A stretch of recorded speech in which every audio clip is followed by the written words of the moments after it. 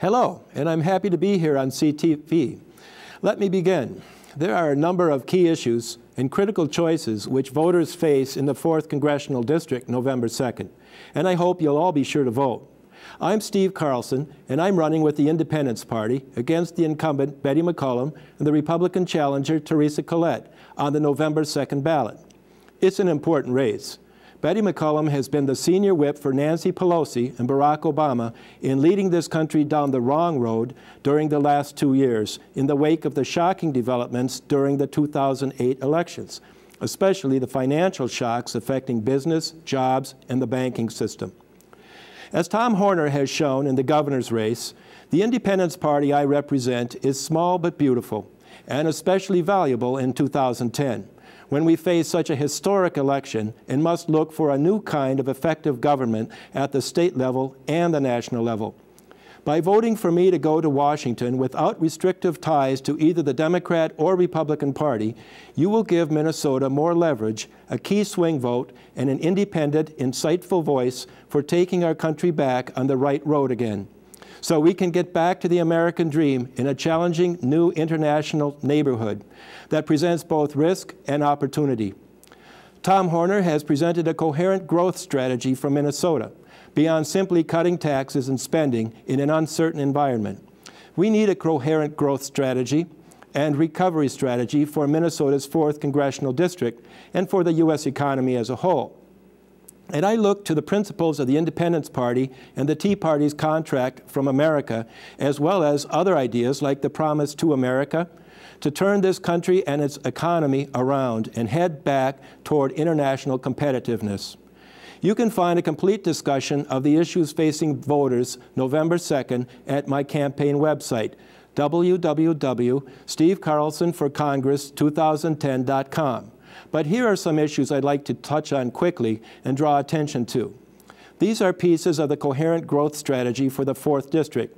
They include the need to rein in federal spending and the stimulus program, which in Minnesota is exemplified, not a positive example, in the plans underway to build a light rail train up University Avenue through St. Paul from the state capitol to Minneapolis, funded by earmarked stimulus dollars.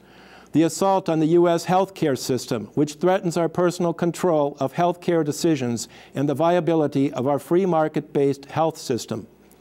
The future of Social Security and Medicare. How we are going to create self-sustaining private sector jobs in the 4th Congressional District, in Ramsey County, in Washington County, Dakota County, and Hennepin County, and the surrounding metro area and the state. A strategy for growth, for tax fairness and lowering taxes and streamlining government services, for controlling the federal debt and having a workable national budget, and contending with the rapidly changing international neighborhood to achieve American competitiveness and security.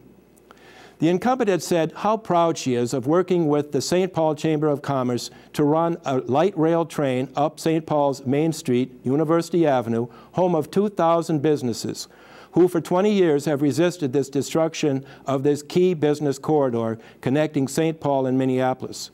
It took Obama's stimulus program, earmarked by Betty McCollum, to put together a $1 billion one-time spending program and a one-time temporary jobs program that will leave Minnesota taxpayers with higher state and federal taxes, and probably raise taxes for the businesses the train will be running past, and will destroy businesses, jobs, and neighborhoods from St. Paul to Minneapolis, leaving blighted areas that the train will run through, not to.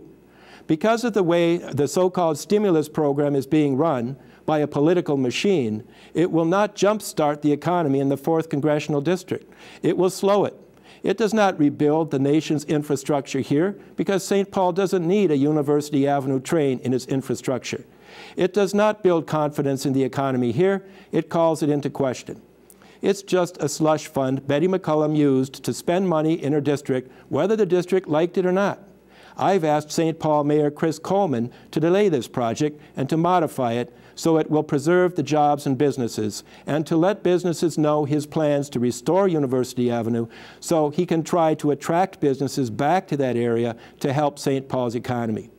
St. Paul should govern University Avenue, not the state of Minnesota, the Metropolitan Council, or Betty McCollum and the National Democratic Party. I would withhold federal funding until these changes are made and would not support a so-called stimulus plan that destroys local business. Local business is more important than a high-speed rail system that runs from Chicago through St. Paul's downtown and Midway districts and on to St. Cloud, making St. Paul effectively a suburb of Minneapolis. Our healthcare system is under assault, and the Republican Teresa Collett shows no leadership to save and grow our healthcare system, to preserve our rights, or to be a vibrant, innovative service for Americans and the world. Collett would leave us in a healthcare limbo, because she does not intend to repeal Obamacare until we elect Republicans, including a Republican president in 2012. By then, it will be too late. And if we can't repeal Obamacare, I'm not sure we could elect a Republican president. Fortunately, we still have a choice November 2nd. McCollum is clear that Obamacare is not what she wants either, but instead of repeal, she has already introduced a bill, House Resolution 5808, to establish the public option in Obamacare, which would result in a government takeover, because the government would crowd out all private efforts and create massive bureaucracies in each state. If you elect me, however, I will get Obamacare repealed. What we can do in Washington after control of the House is taken away from the Democrat Obama is to selectively defund new programs under Obamacare, while agreeing to fund some others, which actually save lives instead of just building bureaucracy. In return, we'll secure a promise from Obama not to veto the repeal and replacement. The replacement will be a targeted approach to improving health care, including attacking health disparities and catastrophic illnesses, measures that have broad bipartisan support. We can repeal Obamacare now if you elect me November 2nd, and support selective defunding and replacement of Obamacare.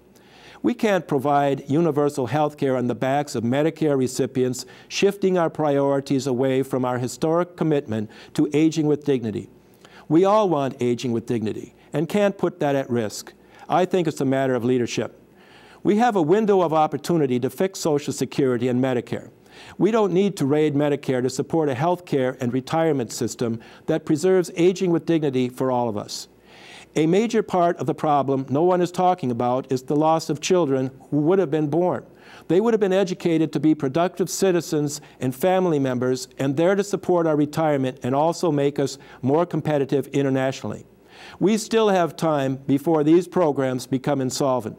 If we get back to the basics of traditional morality and family values, not abortion on demand, and other programs to control the population, we'll get back to the America that we know and that you have come from.